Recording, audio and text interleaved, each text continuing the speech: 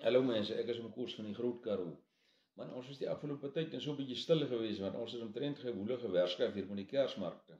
Maar die goed is nou agter die rug en nou is ek weer terug op die lug. Nou, ek het nou hier 'n krat vol piekeleie geruil by een van die boere hier rond vir 'n byekas. So ons moet nou die eie piekel op 'n stadium, maar nou het ons piekelspys nodig. Nou, ons gaan nou die piekelspys vandag self maak. Dit is hoekom die klomp goed nou hier staan. Ons gee julle wys hoe ons dit nou doen. Nou kyk, jy kan nou die piekelspys in 'n boksie of in 'n sakkie in die winkel gaan koop, of jy kan dit nou self maak soos ons. Alles kan self gedoen raak, en dit is nou wat ons met die video's probeer om vir die mense te wys. Jy hoef nie alles te koop nie. Jy kan dit self doen. Nou hierdie speserye wat ons hier het, koop ons gewoonlik daar in die Kaap by die moslimhandelaars. Nou ons is hier in die Weskaap, is mos nou baie moslems en dis mos so mense wat ken van speserye. Nou ons koop die goed in groot maat of losmaat by hulle, want die wat jy in die winkel koop, goed wat fyn gemaal is baie keer gemeng met iets. So dis regte speserye, en hier staan die goed nou. Ons gaan vir julle wys hoe ons eie piekel maak. Nou piekel het 5 myn goed in. Dit is nou mosterdsaad, dit is nou hierdie, en peper, en koriander, en laurierblare, en dille, of anys. Dis die basis van piekel, en dan kan jy nou ander goed bysit, na jou smaak. En dit is die voordeel van wanneer jy nou jou eie goed maak, jy weet wat daarin is, en jy kan dit maak na jou smaak. Nou jy kan dit, as jy van 'n branderige ding hou, kan jy hom branderig maak, of soet, of whatever ook al. Jy meer van koriander hou, kan jy meer bysit.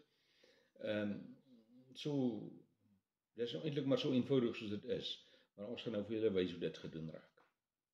Nou ja, hier is ons nou by ons piekelspices. Ons gaan nou goed meng. En ek wens julle kan bywees om te ruik hoe lekker ruik die goed nou al. Nou kyk, eerste is die mosterdsaadjies. Ons het hom klaar afgemeet, dis 12 teelepels. Daar gaan hy. Dan het ons 6 teelepels swartpeper. Die swartpeper is nou klaar gebreek. En 6 teelepels koriandersade. Ook klaar afgemeet. Daar gaan hy. En dan het ons 8 laurierblare. Hier gaan dit. Ons gaan dit hier in hierdie dan gooi ons gaan so 'n bietjie fyn stamp, net so effe breek. Net so. Effetjies. Daar gaan hy.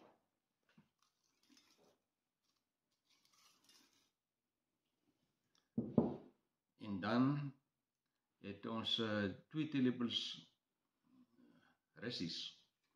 Ons gaan dit ook hier ingooi. Ons gaan nou alle goed wat ons fyn maak eers net hier ingooi by mekaar. En dan het ons 1 teelepel fyn gemmer. Daar gaan hy.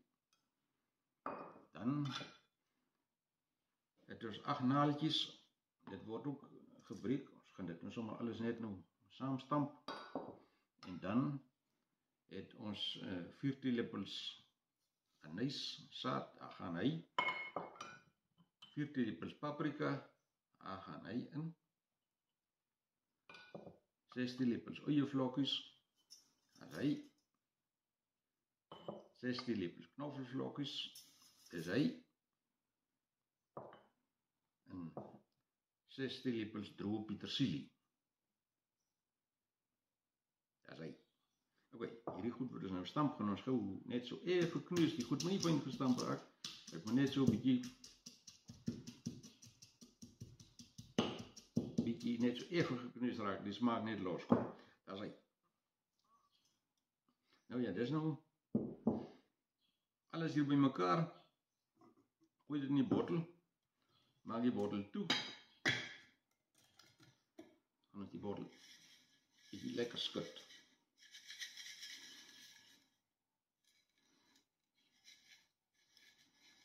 Daar is hy. Ons, maggies.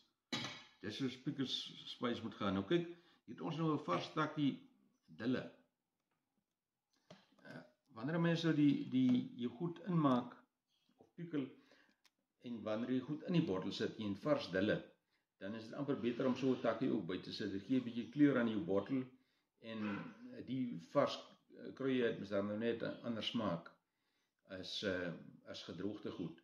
Nou ja, dit is so maklik soos dit is ons piekelspice, en ons gaan dit nou gebruik in ons piekeluie wat ons later gaan maak.